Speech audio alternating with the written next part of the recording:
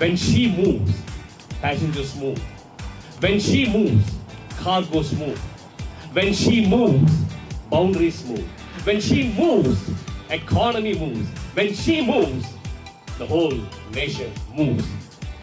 While she moves seems to be a small word, but it is that she moves that has got the ability to move the boundaries. And if at all India were to be the developed nation, the revolution and that movement must come from her. Dhanam moolam idam jagat, right?